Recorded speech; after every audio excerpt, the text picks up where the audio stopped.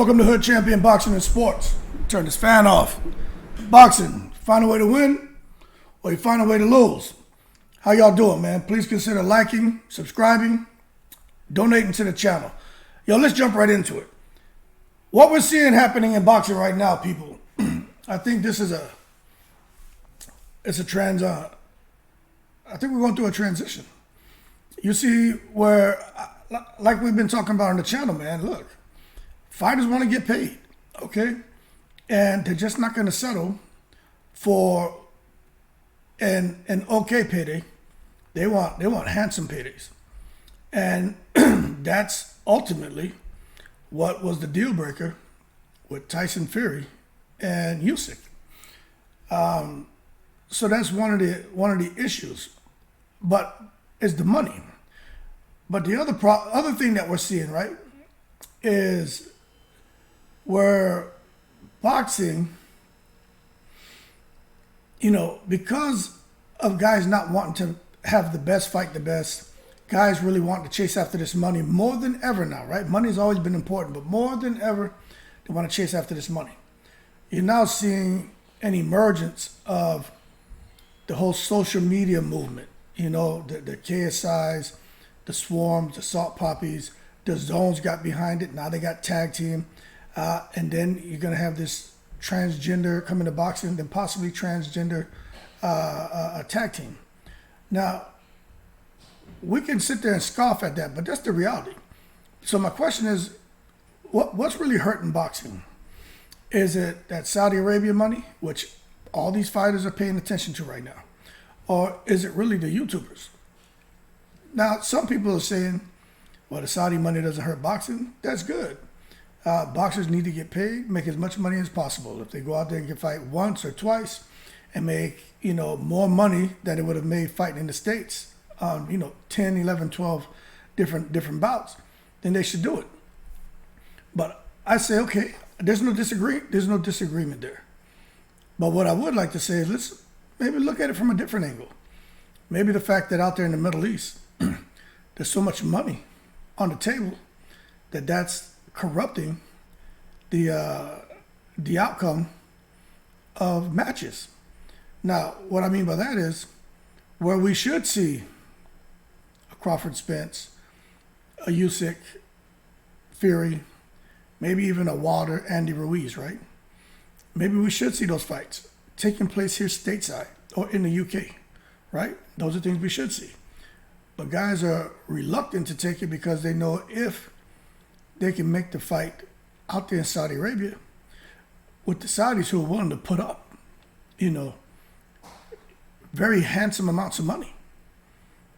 Guys are going to sit there and not be so quick to take a fight in the States and wait till they get an opportunity to fight over there in the Middle East. Now, for those of you who are saying, well, where are you getting that from? All right, well, I'm going to go ahead and tell you. Look at what's going on with Tyson Fury and Usyk.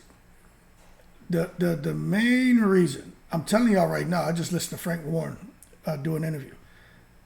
The number one reason, right? Now, he didn't say this, but he did mention a little bit of frustration about Tyson Fury, but also Tyson Fury wanting the most amount of money. But what I took from what he said, and just me listening to what Tyson Fury is talking about, it looks to me that Tyson Fury does not want to fight Usyk for any nickels and dimes. Tyson Fury understands how big an undisputed heavyweight championship is. He understands. And he knows the kind of money that should be behind it. So Tyson Fury didn't want to throw that away and come out here and fight at Wembley, make a third, maybe, or fourth of what he could make fighting in Saudi Arabia. He didn't want to throw that opportunity away. So he preferred to walk away, which as of right now, Tyson Fury could probably fight any opponent he wanted and then have the mandatory later, which would give Tyson Fury another chance to try to re-engage the Saudis and have a fight there. But at the same time, you look at Usyk. Usyk is walking away from Tyson Fury's crap, and you can't, not many people blame him. There are some who blame Usyk, but not many people blame Usyk. But the word on the street is, although he has Dubois as a mandatory, Hrgovic as a mandatory, Joe Joyce as a mandatory, we know in boxing, things happen. And what I'm going to tell you is Usyk and his team, they're looking, because we don't get all of the news. We get bits and pieces, but when you got to listen to when they're doing these interviews, especially with, I'd hate to say that these promoters and managers are honest, but you listen to the guy who's the manager and promoter for Usyk, he's pretty honest. And a lot of times you find that with guys from other countries, they're very direct and blunt. But let me tell you, word on the street is, they're really seriously, they've already been in contact with Deontay Wilder's team. Usyk and Wilder, that is a fight that they're trying to push for in Saudi Arabia. Tyson Fury's even talked about it. He's frustrated because he wants to sit here and be able to sit back and gloat and see Usyk fight for peanuts against Dubois. But let me tell you, for those of you who are saying, now he has mandatories, he has to fight him, sure, I get it. Right? Stanley Eunice was mandatory too, wasn't he? You know what I'm saying? There's a lot of guys who are in a mandatory position, but they don't necessarily get the fights. Right? Boxing is a business. But I'm going to tell you something that really annoyed me, right? So you have Usyk out here who's tired of basically being bullied. And he's like, you know what? I don't need to fight you. And he's trying to line up a big fight. So the WBC goes on record. We all know Mauricio the Nose Suleiman. He starts getting on Usyk's case.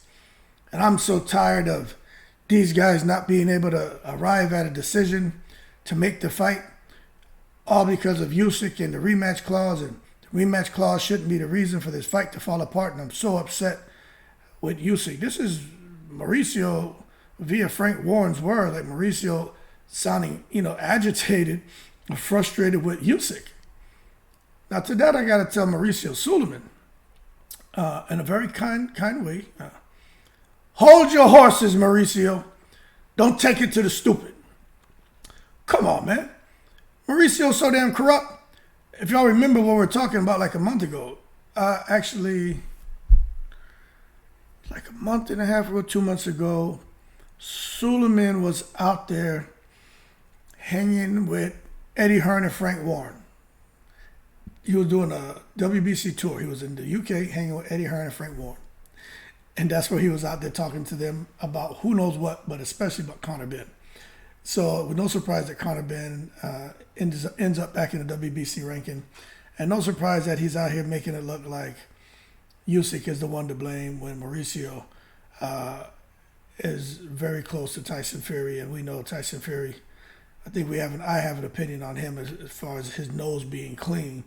And I think we all know Suleiman is as corrupt as it gets when it comes, he seems to be as corrupt as it gets when it comes to being the president of a sanctioning body. But long story short, I think Saudi Arabia is definitely hurting boxing right now, because you're going to see Earl Spence and Terrence Crawford. Let me tell you, I wouldn't be surprised if they're trying to make that fight in Saudi. We already know Deontay Wilder wants to do the rest of his fights in Saudi. And there's going to be more and more fighters looking to go to Saudi Arabia. I mean, hell, or the Middle East. I should have changed the damn title of the thumbnail to the Middle East. Gerald Miller just fought out there in the Middle East against Lucas Brown. You're going to see more and more fights taking place in the Middle East. So as long as there's that kind of money out there, fighters are going to scoff at somebody offering them, 50% of pay-per-view, a $500,000, $1 million guarantee. When they can go to Saudi and just look, flat rate, boom, here, 20 million, 30 million, 40 million, 15 million, whatever it is they're paying. When here in the States, they can't make a sliver of that, right? So in that aspect, it's corrupting the outcome of bouts that we should see and what we deserve as boxing fans. Now, when it comes to the YouTubers, are the YouTubers hurting boxing? Man, I personally like watching some of those YouTubers, man. Them guys are putting the work in. Let me tell you, I know a lot of people who watch my channel, other boxing channels. Some guys are just fans, have never boxed. Nothing wrong with that. May have done other combat sports. If you've never did anything combat-wise, self-defense-wise. There's nothing wrong with that. Okay, nothing at all. I'm not gonna sit here and tell you shouldn't be a boxing fan if you never. No, that's wrong. But what I will say is, right. When it comes to the YouTubers, they bring a different audience. But this is how I see. This is how I see it hurting boxing. And I've talked about this before. Is with these networks, they get a certain budget for boxing, right? And what you got the YouTubers who come out now, and they're taking up a large percentage of that budget. So let's say with the budget they allocate, let's say half the budget goes to these YouTubers. Well, only 50% is left for boxing matches. So that means that money that's going towards YouTubers, that could have been used to give us some of the fights we really want, or go to some boxers who've really been out here grinding, really been active. So in that aspect, I think it hurts boxing. But at the same time, these guys are putting the work in. Boxing's a business. They're putting butts in seats. They're selling merchandise. I mean, it's crazy. Matter of fact, when it comes to the YouTubers, the social media influence and everything, those guys have affected the WWE now. Those guys are affecting the damn UFC. They're affecting all of these different worlds. That's a fact. So I don't think they're necessarily hurting boxing by them participating in the sport. I think we could be seen as them hurting boxing because there may be some fighters out there who may not get enough fights in a year because it's just the money's not there for them from the networks, because that money that could have been used for them as part of that budget is going towards some of these social media influencers who are taking up the sport of boxing. But that being said, with the YouTubers, they're doing good, interesting things, man. You got to get tag team boxing now. That, I don't know if you saw it, it was hilarious. It was entertaining. It make you want to watch it, you know what I mean? And especially if you start getting to where you have really good fighters, doing this tag team boxing match, you're going to see some really entertaining, interesting stuff. So these guys are content creators. They create content. Their minds are wired differently. And I don't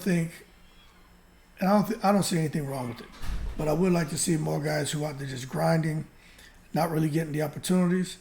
I would like to see them not forgotten about, and see for these networks to say, okay, look, normally we could put on, let's say, for even numbers, 10 boxing matches a year. Now we've cut that down to 5. But we know we have these other guys who kind of depend on us. Let's figure out a way, you know what I'm saying, to incorporate those fighters who would have been able to fight maybe twice a year, who are only fighting once or not fighting at all, to not forget about them, find a way to incorporate them, find a way to based off of these events for the YouTubers, to take some of those proceeds now and try to put it in a purse for those other fighters, so they don't miss a beat. But then again, that's easier said than done. At the end of the day, my kids out there laughing and playing the Oculus.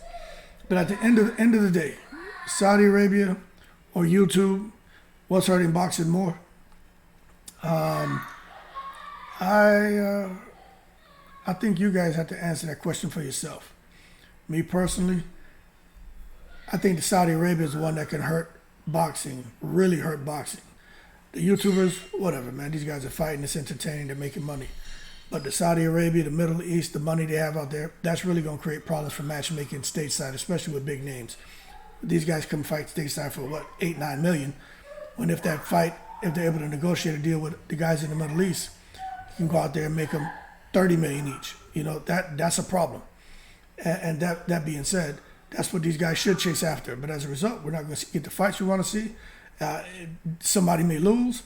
The Saudis may say no, and it's just problematic. And that's what they say. The money is the root of all evil.